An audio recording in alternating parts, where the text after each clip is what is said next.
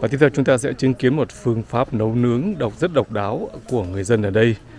Phương pháp này họ đã có từ hàng ngàn năm nay, tuy nhiên tới thời điểm hiện tại bây giờ họ vẫn còn duy trì và sử dụng. Đó là phương pháp nấu bằng đá. Họ lấy những hòn đá rất là thông thường ở núi về, sau đó thì là họ sẽ nung lên bằng lửa. Và sau khi nung xong ấy thì họ bỏ hết tất cả những cái tro này ra để bắt đầu quá trình nấu. Thông thường thì người dân ở đây sử dụng phương pháp nấu nướng rất đặc biệt này vào các dịp quan trọng và đặc biệt, hoặc là khi họ có khách quý. Và như bạn thấy hôm nay là người dân tụ tập đấy rất là nhiều và họ mua rất nhiều thức ăn để đãi một vị khách đến từ Việt Nam.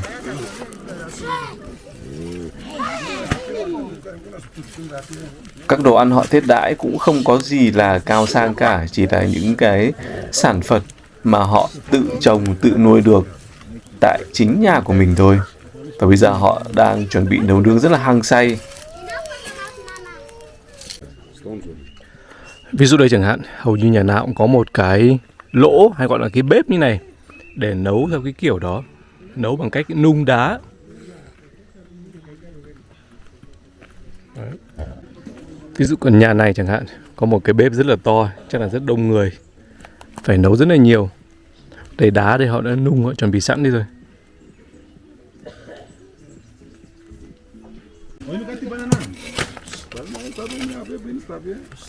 Những hòn đá này bây giờ đã rất là nóng rồi và đã sẵn sàng để chuẩn bị cho vào nấu nướng. Tiếp theo là họ sẽ cho một lớp cỏ tươi lên. Bằng cách nấu nướng này có vẻ khá là vất vả và mất thời gian.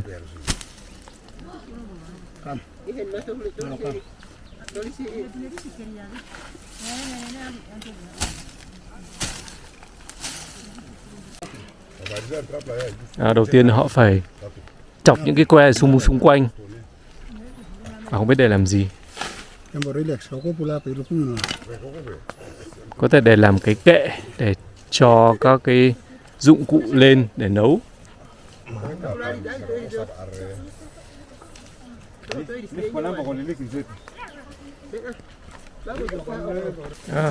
Bước tiếp theo sẽ là họ để những cái loại cỏ khô, cỏ tươi này xung quanh, và thậm chí để cả ở bên trên.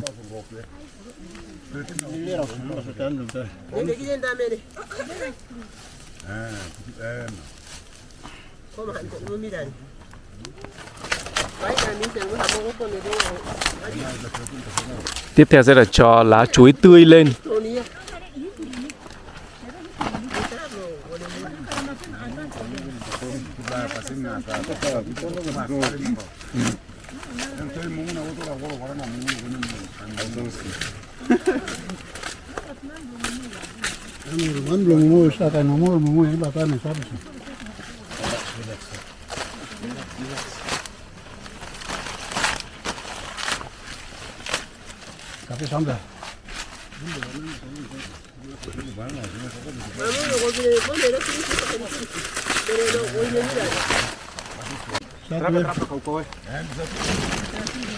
Wow. Pig's food.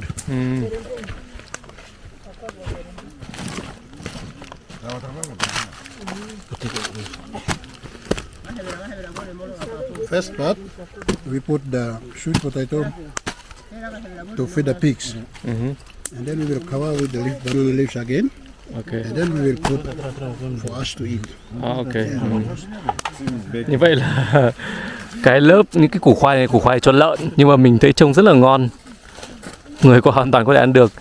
Sau lớp đầu tiên sẽ là lớp thức ăn cho lợn, sau đó họ lại phủ thêm một lớp lá cây tươi lên, và sau cái lớp lá cây tươi này mới là thức ăn cho người. Các bạn thấy đi, người dân ở đây ra tham dự rất là đông.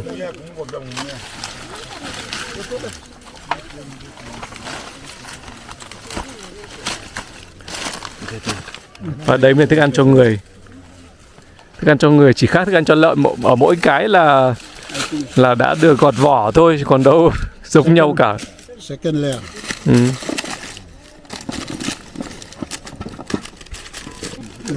How long does it take for the potatoes to 30 to 40 minutes. 40 minutes. We will control the timing of mumu by pouring the water. You give us the time, and we will pour the water. Oh.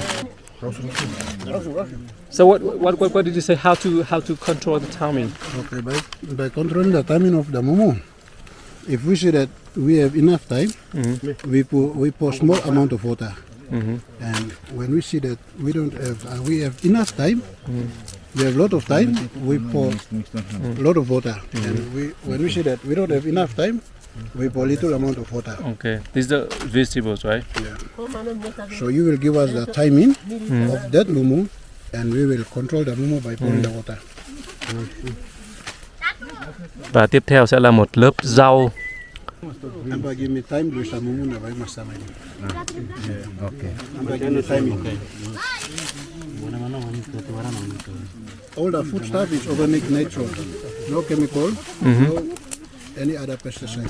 Okay. Only all the food stuff inside is organic, natural, no pesticides, no any other chemical.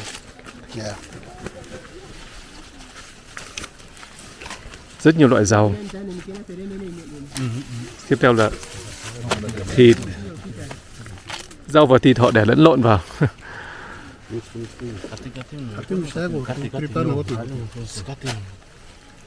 Đây thực ra là mỡ nhiều hơn chứ không có thịt mấy, nhưng mà không biết là họ cho vào có thể là để mục đích là kiểu như là rán hoặc là chiên các loại rau này thôi, hoặc là xào thôi, chứ không phải để ăn, mình đoán vậy.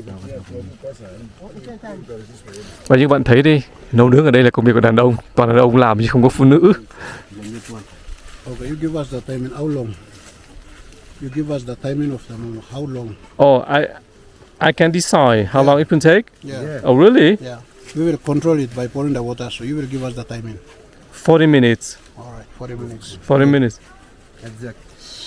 Oh, really?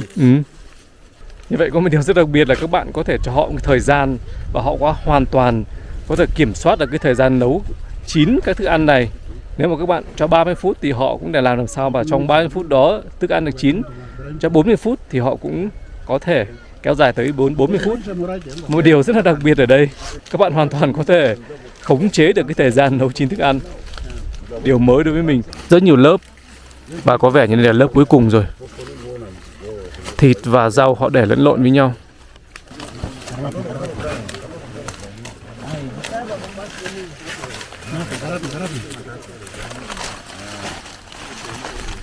Oh, sorry.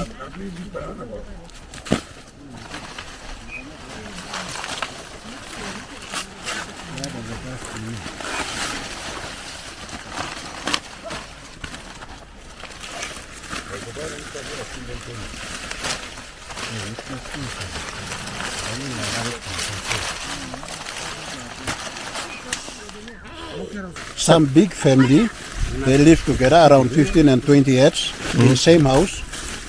When they don't want to cook in a pot, they always make a mumu like this. Okay. Yeah. It's easier to cook for that so many people, right? Yeah. With All that the food method. same time. Yeah. Thank you.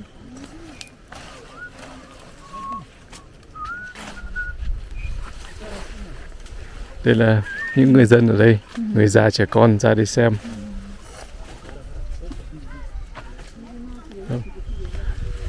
Chúng ta đi xung quanh ngôi làng một chút để xem. Rất là đẹp. Giữa thiên nhiên, có cổng vào cũng trông rất là thú vị. Và đây là một rặng tre trúc thẳng tắp.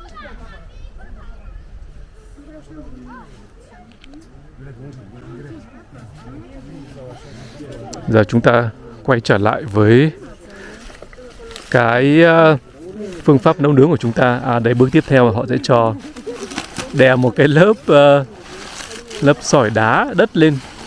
We cover it now.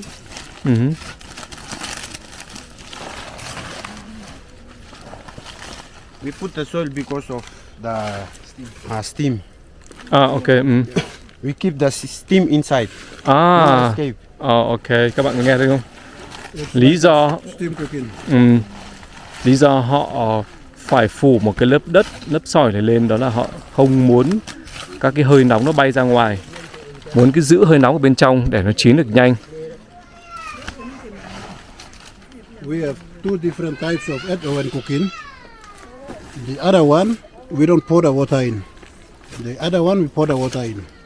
Like the one we don't pour the water in, we remove some red hot stone out. We put the vegetables. We cover the vegetables with the banana leaves and we put the stone on top. And then we put the vegetables again. We put the stone. We make the layers. And then we cover it so we don't pour the water in. So it will cook at 40 minutes.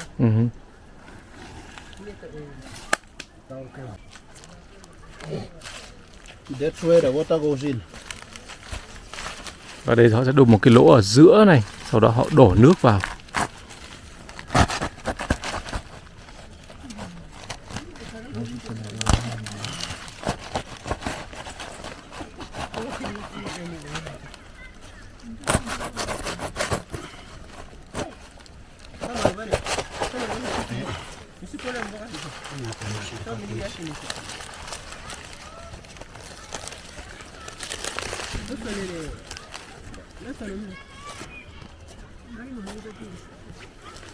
Alors le peu.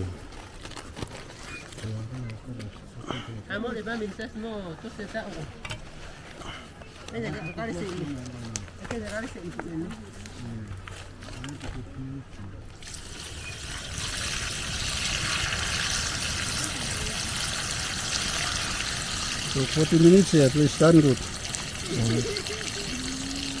40 minutes. I'm not passing.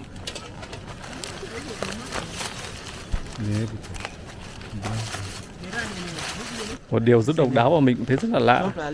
Đá họ nấu bằng đá nóng, bây giờ họ lại đổ rất nhiều nước vào. Không biết là nó sẽ phản ứng như thế nào. Khả năng là họ đổ nước vào để cho nước nó sôi lên, làm cho thức ăn chín nhanh. Tại vì dù sao bên trong ấy, cái độ nóng cũng đã đủ rồi. Độ nóng được tạo nên bởi những hòn đá đã được nung. Và sau đó họ lại tiếp tục phủ một lớp bao lên, rồi lại phủ tiếp đất và sỏi lên.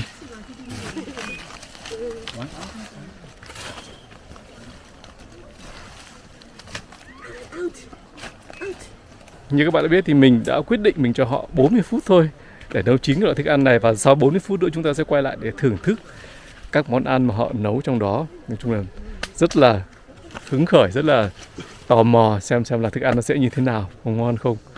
Nấu bởi một phương pháp rất đặc biệt này, có 102. Ok.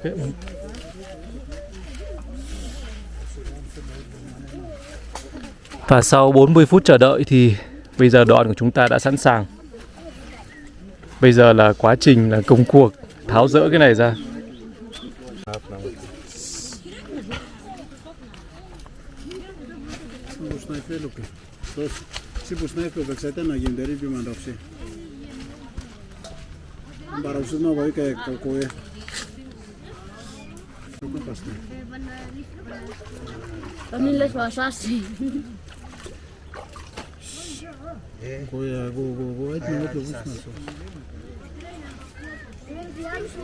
Kin gok si tri blem no santin ka. Yeah. Putin lo set to na putin blem la pa. Thức ăn đã rất là chín rồi, kể cả thịt nữa.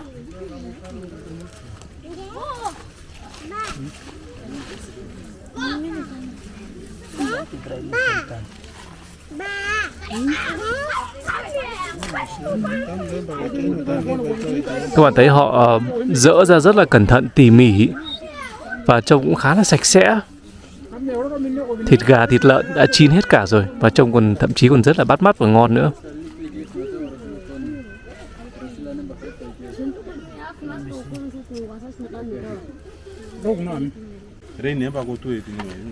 Bò đòn được lấy ra cũng rất là hiện đại và sạch sẽ chứ không dùng tay.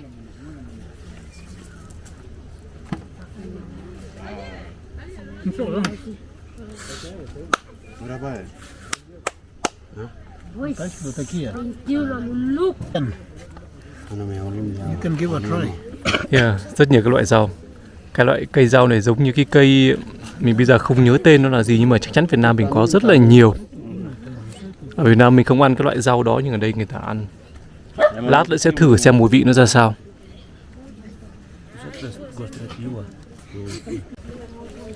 Và đây đến lượt các cái món ăn yêu thích của mình, đó là khoai lang.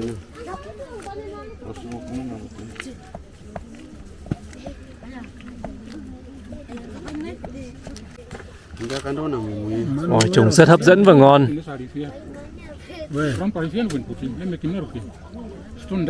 putime oli 300 fi.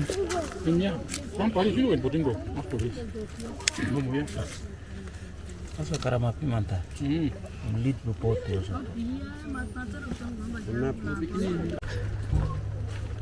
Đây là nơi sẽ diễn ra cái buổi đại ăn thịnh soạn. Đây là đồ ăn mà người dân ngôi làng này sẽ đãi mình, rất là hiện đại, hoa quả này. Và đồ ăn như chúng ta vừa chứng kiến, rất là ngon. Noah, Yes, everything it belongs to you now. thank you very much. It's your lunch. It's my lunch. Đây bữa trưa của mình các bạn thấy. Enjoy your lunch. Thank you very much. Enjoy your lunch. Và đây là toàn bộ bữa trưa của mình ở ngôi làng của những bộ lạc này ở Papua New Guinea. Các bạn thấy một bữa ăn rất là thịnh soạn dành riêng cho lại người chân. Và đương nhiên là mình sẽ không ăn một mình, mà lát nữa mọi người sẽ vào đây ăn cùng. Bây giờ mình sẽ ăn trước thử để cho các bạn thấy thôi. Đây là các loại rau mà họ đã nấu, những loại rau mà mình chưa từng được thử bao giờ cả.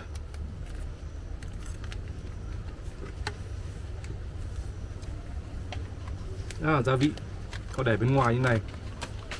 Tất cả những thứ này đều lấy từ thiên nhiên, không có bất kỳ một loại gia vị, một loại chất hóa chất nào cả. Rau cỏ đấy cũng vậy. Ăn không quen thì có vẻ hơi nhạt một chút, tại vì họ không cho gia vị, nhưng mà đối với mình như này ăn lại rất ngon. Và đây là cái rau mà mình nói là ở Việt Nam mình rất nhiều, nhưng mà mình không biết tên, không nhớ tên là gì. Do vậy mà bây giờ mình sẽ ăn thử xem như thế nào. Họ sẽ tước ra như này. Họ sẽ tước ra, xong là ăn.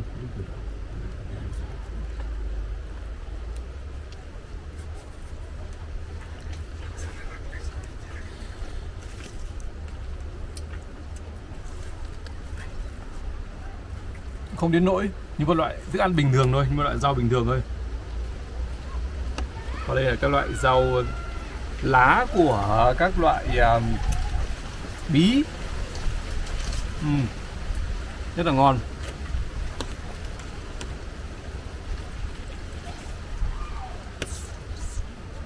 Delicious. I love vegetables. Yeah. Organic nature.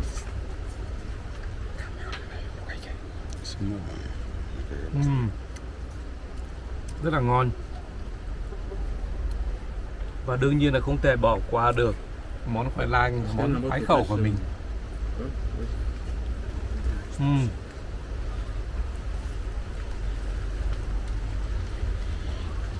Khoai lang chín nhừ, ăn rất là ngon. Hơi bở một chút, không quá bở, và rất là ngọt, như là cho đường vào đấy.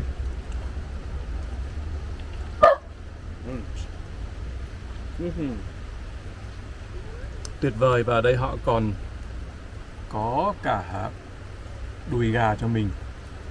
Đùi gà sẽ ăn chắc chắn là chín rồi. Các bạn thấy đi, mọi thứ đều đã rất chín rồi, và rất là ngon. Và gà này cũng là gà mà người dân ở đây người ta tự nuôi để họ đãi khách, chứ không phải họ mua ở đâu về. Nói chung là tất cả mọi thứ ở đây đều là của người dân ở đây, hoặc là thiên nhiên cả. Một bữa ăn rất là độc đáo, đúng không?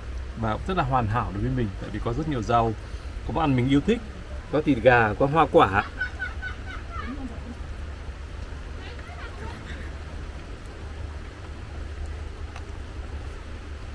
Đây là lá của cái loại quả, là tiếng Việt gọi là quả sake đây. Mình cũng không nghĩ rằng là lá của cây này là ăn được.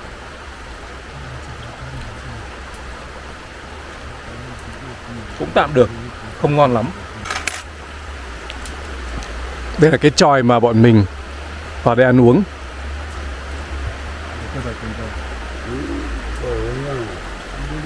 Một bữa ăn khá thịnh soạn giữa một thiên nhiên cũng rất là tuyệt vời. Tuy nhiên bây giờ ở ngoài đang mưa một chút.